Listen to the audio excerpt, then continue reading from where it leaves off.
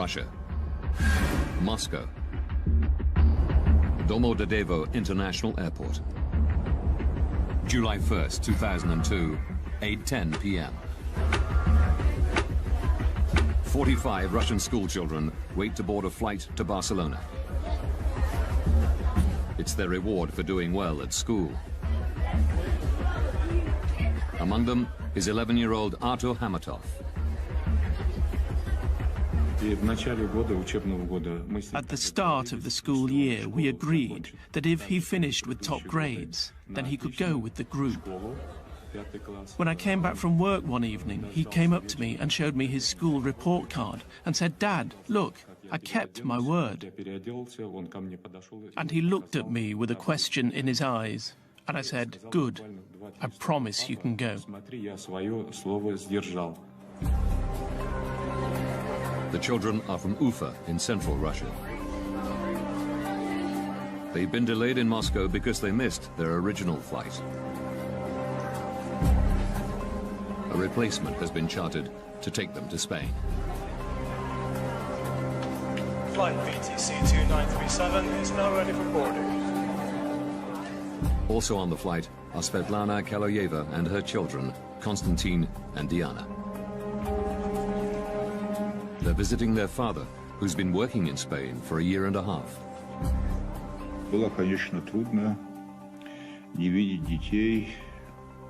I spoke to them on the phone every day, which made my stay easier. But it was hard not to see my children for such a long time. Svetlana is lucky to get seats on this Bashkirian charter. Delays in getting visas meant other flights were sold out. We were finally going to see each other and we were going to have fun together.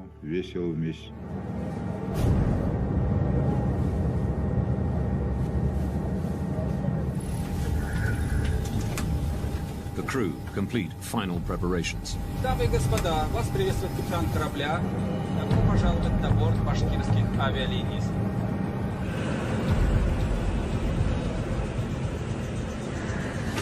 8:48 p.m. The Bashkirian Charter Airlines flight BTC 2937 takes off from Moscow's Domodedovo Airport. Distance to Barcelona, 3,000 kilometers. Estimated flight time, 4 hours, 20 minutes. Switzerland. Zurich Area Control Center. 11 p.m. 35-year-old Danish-born air traffic controller Peter Nielsen is working the night shift. He and one other controller are managing a sector of airspace above eastern Switzerland and part of southwestern Germany. By day, this is one of the busiest crossroads in Europe. But at night, traffic slows down to a trickle, with only a few planes at any given time. Peter Nielsen's colleague goes on a break. Nielsen is solely responsible for all Zurich area airspace. He sets one radar for traffic passing through his sector, and the other for planes coming into land at nearby Friedrichshafen Airport. But after 11 p.m., there are no scheduled landings. Nielsen can concentrate exclusively on passing traffic.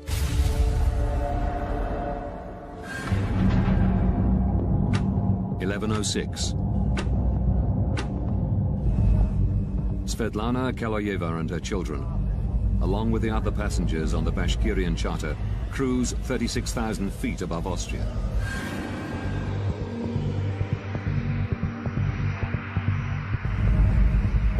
They're scheduled to arrive in Barcelona in just over 2 hours.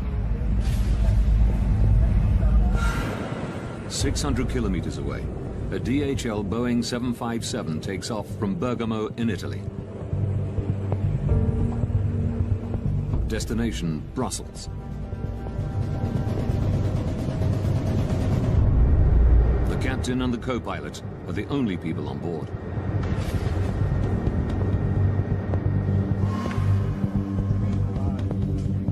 Maintenance engineers arrive in Nielsen's control room. So you will be working from the backup, okay? They've come to service the main radar.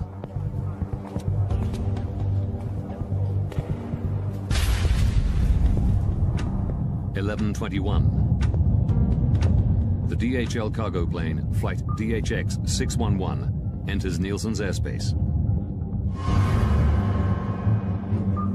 The captain requests permission to climb to 36,000 feet. Swiss radar, good evening, DHX 611. DHX 611 identified. Expect a further climb in 4 to 5 minutes. Before allowing them to climb, Nielsen has to regulate traffic. Descent flight level 320. The maintenance engineers now need to work on the telephone system. Work fast, please.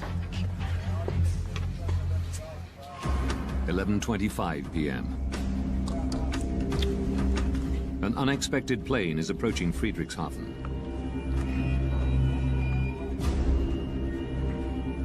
Nielsen has to switch radar stations. A delayed Airbus, flight AEF 1135, is coming in to land.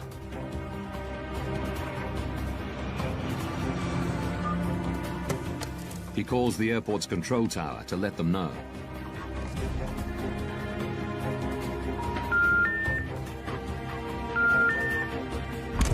He can't get through. But he still has 10 minutes before the Airbus will land. So he moves back to the passing traffic radar. DHX 611. And gives the DHL cargo plane the go-ahead to climb to 36,000 feet. Climb flight level 360.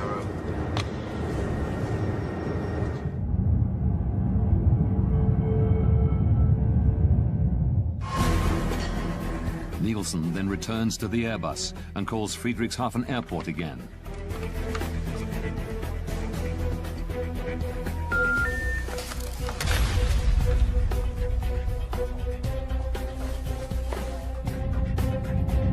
BTC 2937. The Bashkirian charter calls in as it approaches his sector. Station calling, say again? BTC 2937. Level 360. Level. But just as Nielsen acknowledges them, the Airbus contacts him. AEF 1135 is inbound. The final approach fix for ILS runway 24. I expect so. I'll call you back shortly. Nielsen calls Friedrichshafen a third time.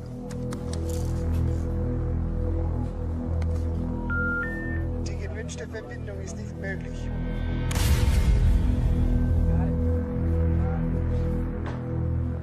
AEF 1135. He radios the Airbus and tells them to contact the airport directly. I lost my phone connection to Friedrichshafen. Could you please call them on your second set? Affirm. The DHL plane is now flying over Switzerland at 36,000 feet.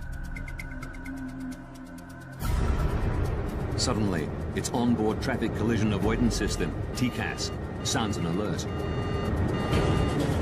Traffic. Traffic. Traffic. Traffic. At exactly the same time, the Bashkirian plane's TCAS system also squawks.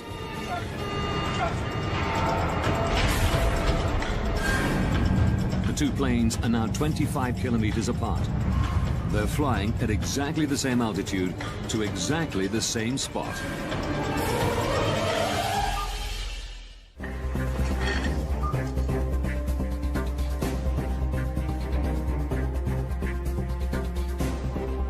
Peter Nielsen suddenly realizes he has an urgent problem. BTC 2937. He immediately tells the Russian pilots to descend. Descent flight level 350. Expedite, I have crossing traffic. Seconds later, their TCAS system says the exact opposite. Climb. Climb. Climb. Climb. Es ist climb. He's guiding us down. Climb. Climb. At the same time, the DHL's TCAS tells it to descend. Descend. Descend.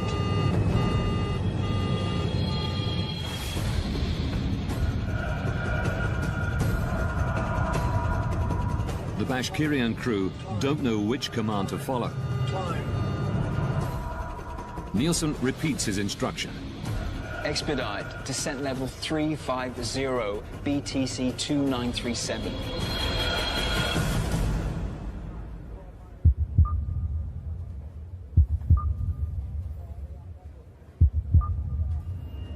When he sees that they followed his orders, Nielsen tells them that the DHL plane is approaching from their right-hand side. We have traffic at your 2 o'clock position, now at 360. He switches back to the Airbus.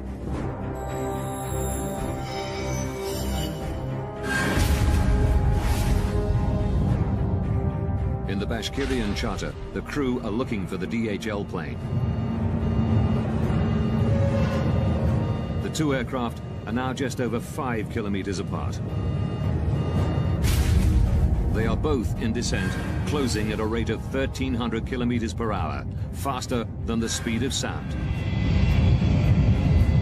It's here, descent! See on the left. Descend hard, descend!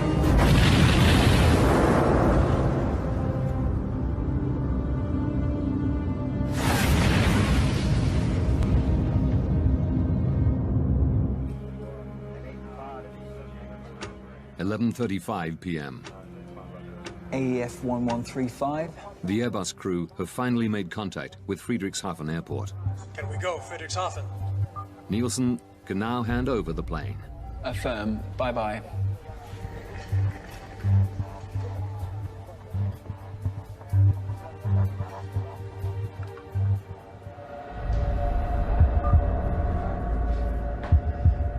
BTC 2937. BTC 2937.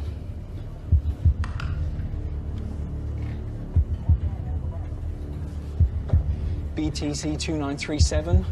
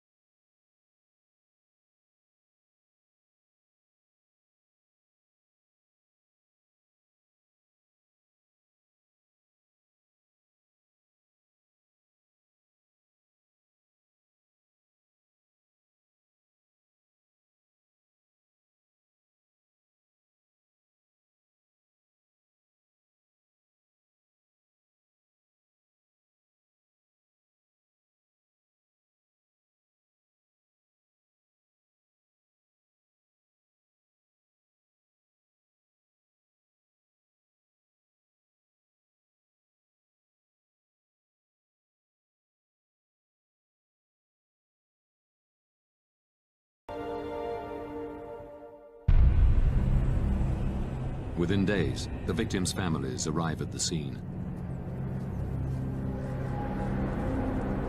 Among them is Zulfat Hamatov, father of 11-year-old Artur. Через 2 дня мы полетели в Германию. Это был шок. Мы все были в шоке. It was a shock. Многие падали. Many parents were fainting when we saw the broken plane wings, the broken tail. Развитый хвост. We still hoped that these children would run in, appear from somewhere, and probably every parent believed in some miracle. Vitaly Kaloyev flies in from Barcelona, holding out for news that his wife and children were not on the flight. One has to be certain. Maybe it was not my aircraft that crashed. Maybe something else had happened. Who can know without proof? Investigators confirm his worst fears. 71 people on board the two planes are now confirmed dead. It is the worst civilian aircraft accident that Germany has ever seen. In an industry protected by multiple and highly advanced safety systems, how could this happen? Now, by rewinding the events of that day, and by going deep into the investigation, Traffic. we can reveal the calamitous chain of events that brought two planes to exactly the same spot at exactly the same time. Investigators from the BFU, Germany's Federal Bureau of Aircraft Accident Investigation, are called to the scene. Jens Friedemann is put in charge of the crash site. Die Untersuchung eines Flugunfalls. The investigation of an air accident is like a forensic investigation, a crime scene. One wants to establish the facts. An crime scene. Wir beginnen At the accident site, we start in total chaos. There's wreckage lying around everywhere. Also da liegen viele Wrackteile.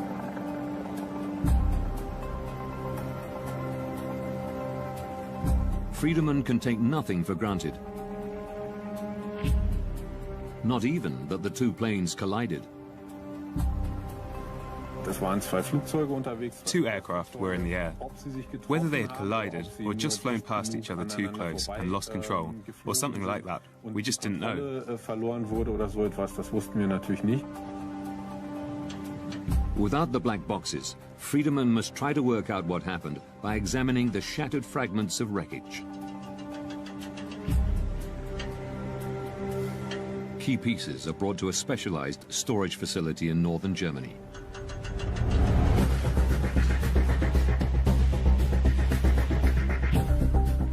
To Friedemann's eye, the mangled metal soon tells a clear story. The Boeing made contact with the Tupolev in one spot. The vertical tail section was broken off. The Tupolev was damaged around the left wing and on the left-hand side of the fuselage.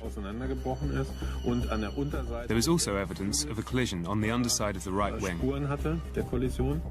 The wreckage reveals that the DHL cargo plane and the Bashkirian charter did collide mid-air.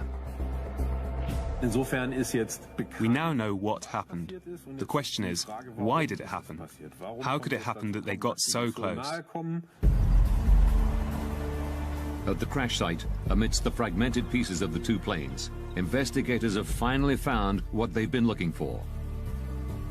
The black boxes from both planes.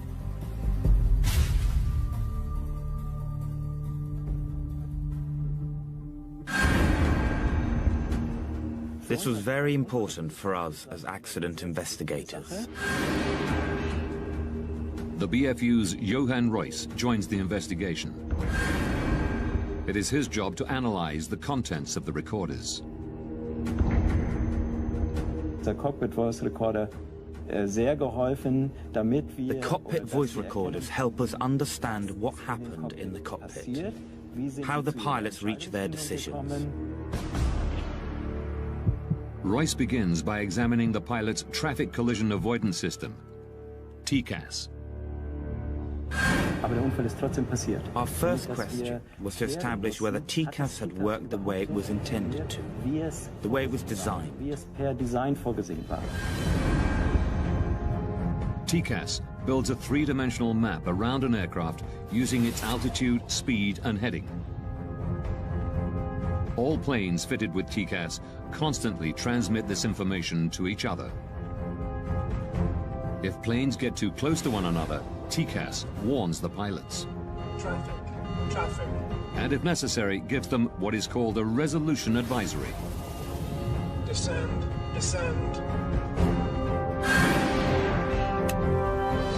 Examining the black box, Royce quickly establishes that the system had worked the way it was supposed to. Traffic. Before the collision, both TCAS systems generated and displayed a resolution advisory. The Russian Tupolev was instructed to climb, and the DHL Boeing to descend. If the aircraft had followed these instructions, there would have been no collision. But while the pilots of the DHL plane obeyed TCAS, descend, descend. The Russian crew did not. Climb, climb.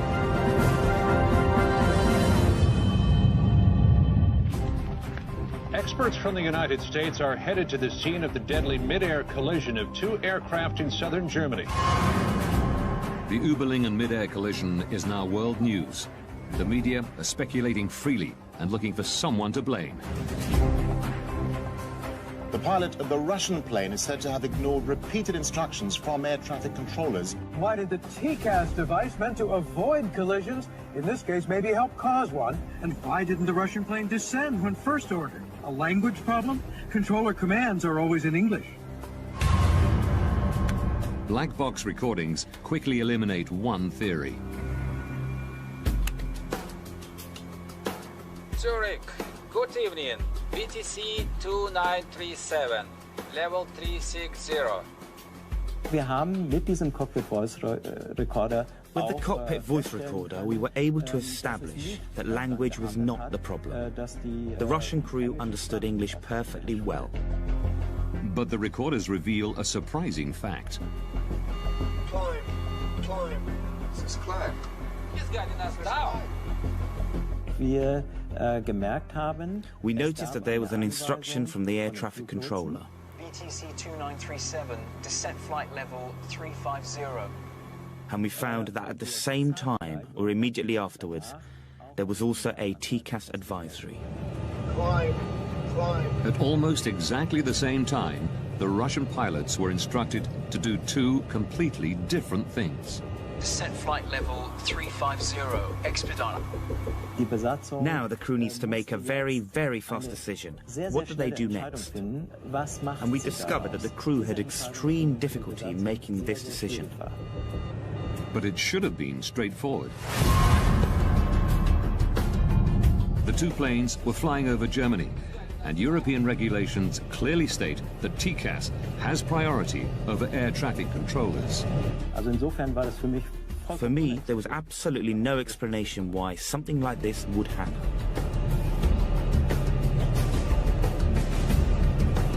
Climb, climb. Why didn't the crew use TCAS the way it could and should be used?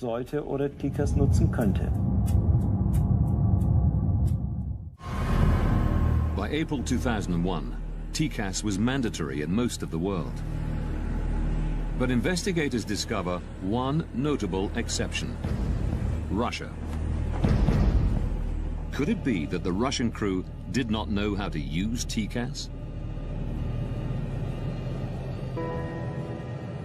Rustam Mustafin is a former Bashkirian pilot. He confirms that even though not standard for domestic flights, planes flying overseas were specially fitted with TCAS.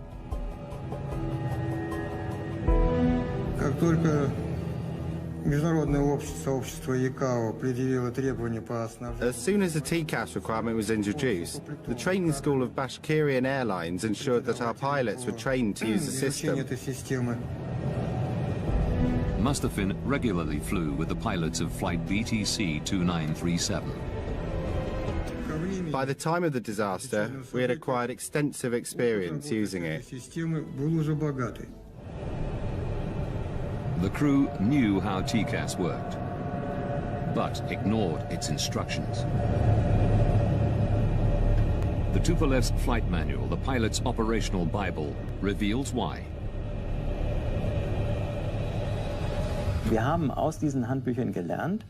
We learned from these manuals that the orders from air traffic control always have a higher priority. The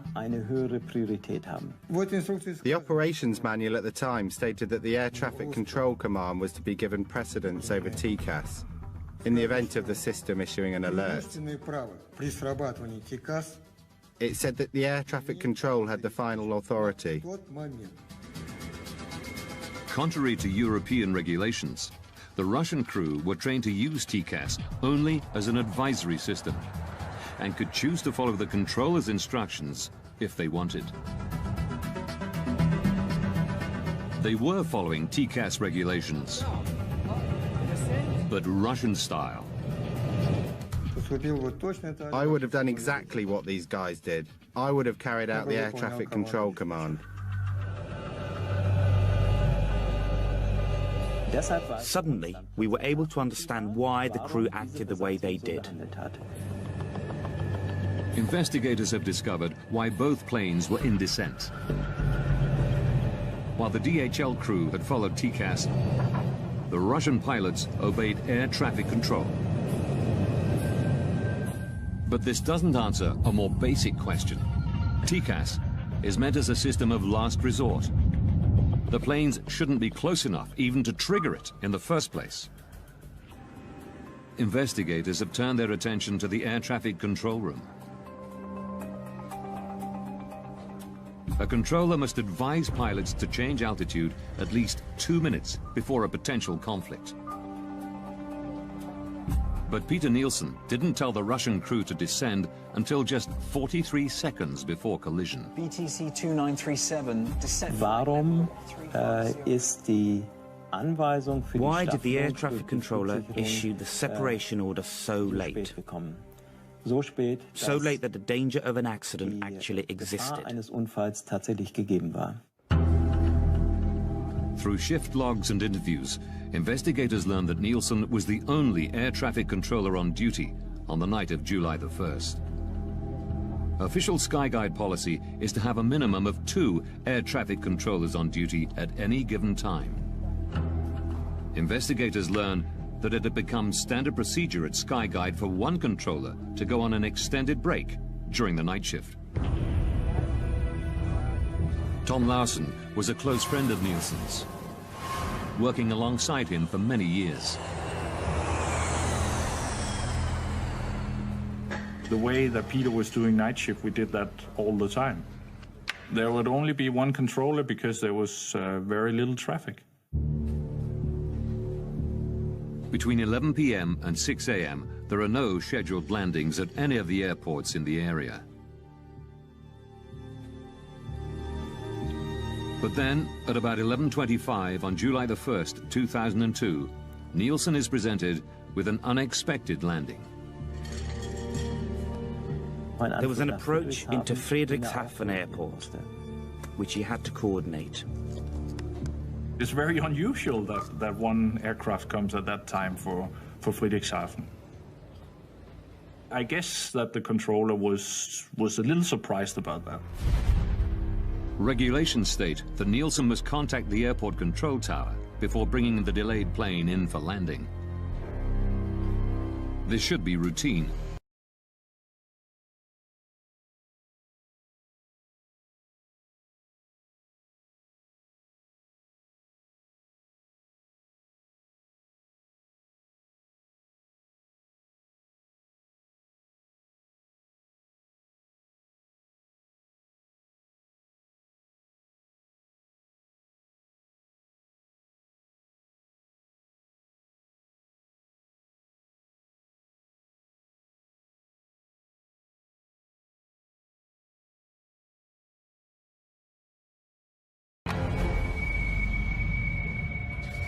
Dieses Backup, was als zusätzliche Verbindung noch... The backup, which should have been there as an additional link, was not working that evening. Phone communication was not possible due to a technical problem. Nielsen tries repeatedly to call Friedrichshafen. A routine task is suddenly taking up most of his time. Die gewünschte Verbindung ist nicht möglich. He was busier than would normally have been the case because he had no way of making phone calls. He had to look for alternate solutions. He had to look for other ways to communicate. I lost my phone connection to Friedrichshafen. Could you please call them on your second set? Preoccupied with handing over the delayed Airbus, Nielsen ignores the passing traffic. It was like 5 minutes that he was focused on that problem. So that took his vigilance away from what was going on the screen, on the radar screen. But his radar has an emergency function that should alert him of the impending danger. Short-Term Conflict Alert, or STCA. Short-term conflict alert is another system like, it's similar to TCAS, just a ground-based system that helps us on the radar if we miss a conflict. If we don't see it in time, it will give us an alarm. 2 minutes prior to a potential collision, an STCA alert should flash on both of Peter Nielsen's radar screens, along with an audio warning. This is exactly what happens 180 kilometers away in Karlsruhe, Germany. Die Flugsicherung in Karlsruhe. Air traffic control in Karlsruhe had detected on their radar screen that 2 aircraft were getting closer than they should have been. Als es eigentlich sein sollte. Records reveal that the controller in Karlsruhe tries to call Nielsen to warn him.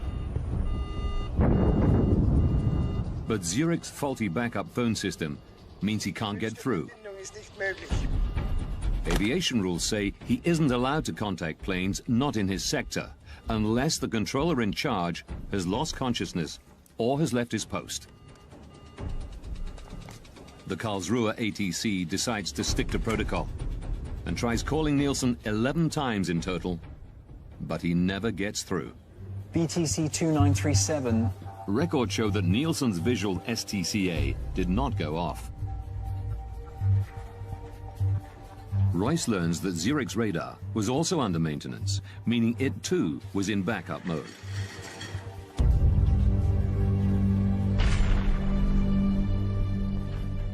Durch die geplanten Arbeiten an dem The planned maintenance work on the radar system meant that not all the functions present during normal operations were actually available.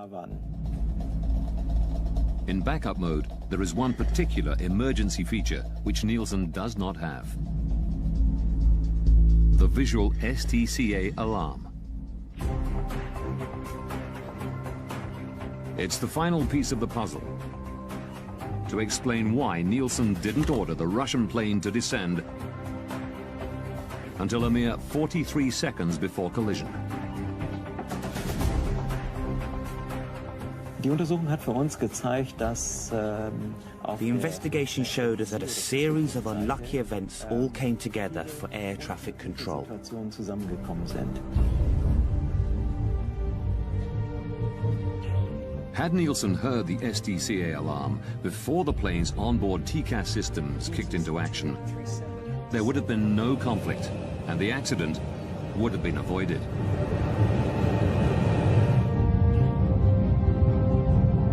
But then, one final twist.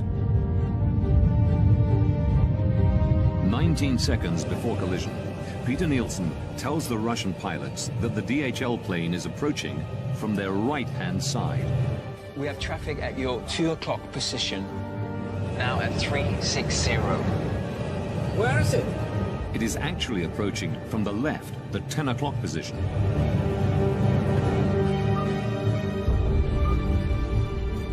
The only explanation investigators can find for this mistake is stress.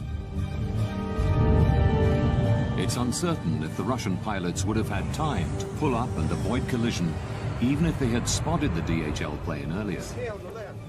But the records show that in the final seconds, they tried.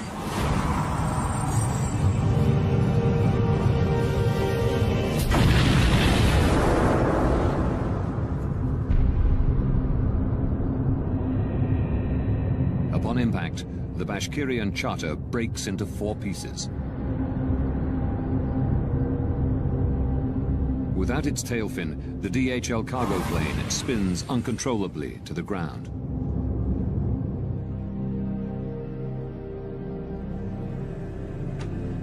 February 21st, 2004. As investigators write up their final report, Vitaly Kaloyev flies to Zurich. He's become obsessed with finding somebody to blame for the death of his wife and children. I wanted to hear them say, we are responsible, but forgive us if possible.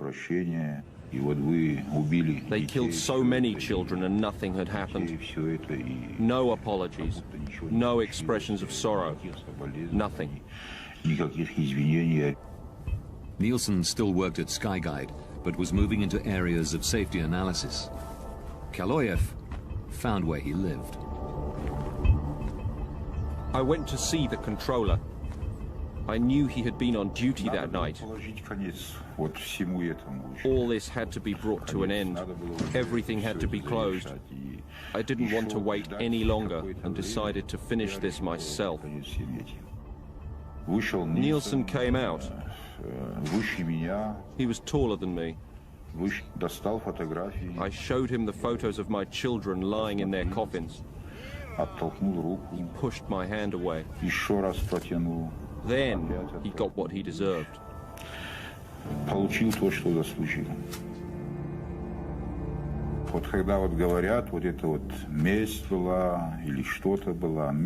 know, some say it was revenge, but revenge is something insignificant.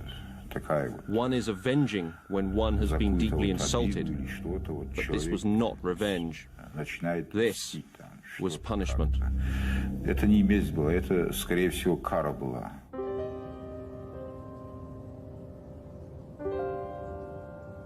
In Switzerland, a man has been arrested in connection with the killing of an air traffic controller who'd been on duty when two planes collided 2 years ago. Hunted down and stabbed to death in front of his family. Murdered for a fatal mistake. Peter Nielsen was 36 years old. He and his wife had 3 children. After his arrest, Vitaly Kaloyev is held in a psychiatric institution, while the court decides whether he's mentally fit to stand trial. Kaloyev is convicted of premeditated killing and sentenced to 8 years in a Swiss prison. In November 2007, he's released after an appeal determines that he had acted with diminished responsibility because of the deaths of his wife and 2 children. Vitaly Kaloyev is unrepentant about his actions.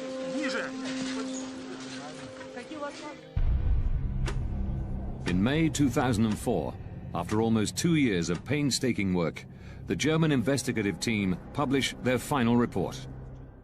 It's now possible to rewind the events of that fatal day, following the evidence uncovered during the investigation.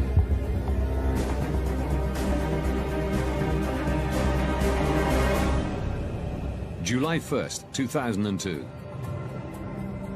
8:48 p.m. 2 hours, 47 minutes from disaster. A Bashkirian Airlines charter takes off from Moscow's Domodedovo airport.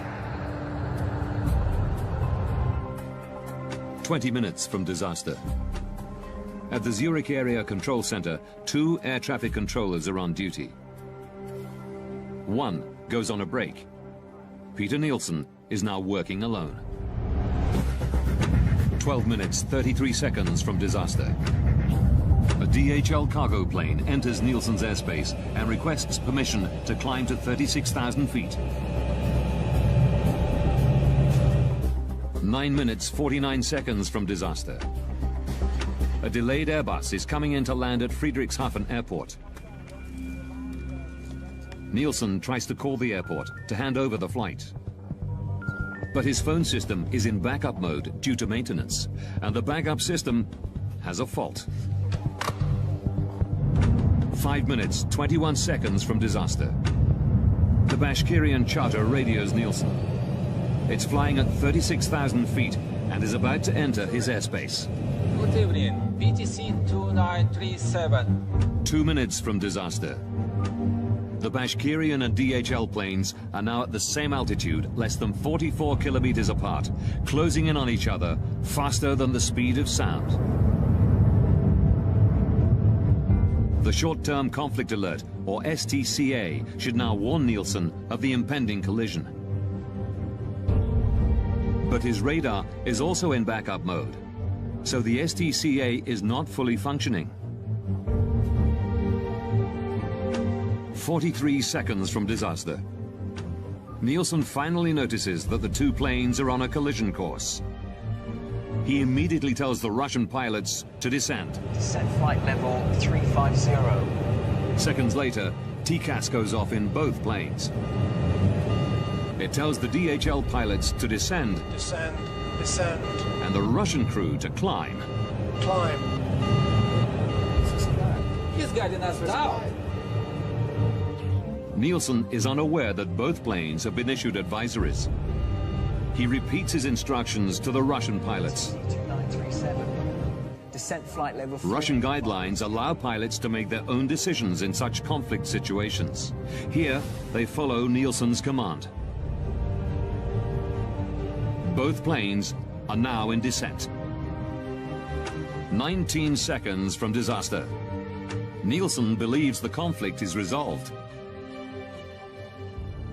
But before signing off, he tells the Russian crew that the DHL plane is approaching from the right. In fact, it's approaching from the left. 3 seconds from disaster. The Russian crew have spotted the DHL plane. They pull up, but it's too late. Descend hard, descend!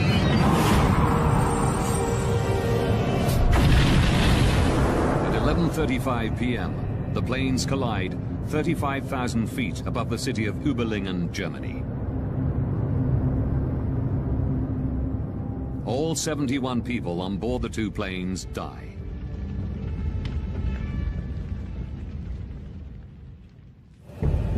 The German investigative report concluded that Peter Nielsen and the Russian pilots had made serious mistakes. But the primary cause of the accident was negligence on the part of Skyguide.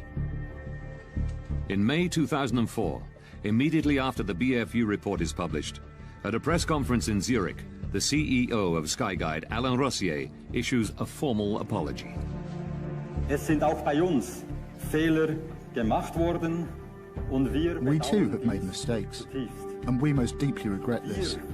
We take responsibility, as outlined in the German investigation report. And we ask the families of the victims for forgiveness. In September 2007, a Swiss court finds 4 Skyguide employees guilty of negligent homicide. 3 managers who tolerated the single controller policy are given 1-year suspended jail sentences.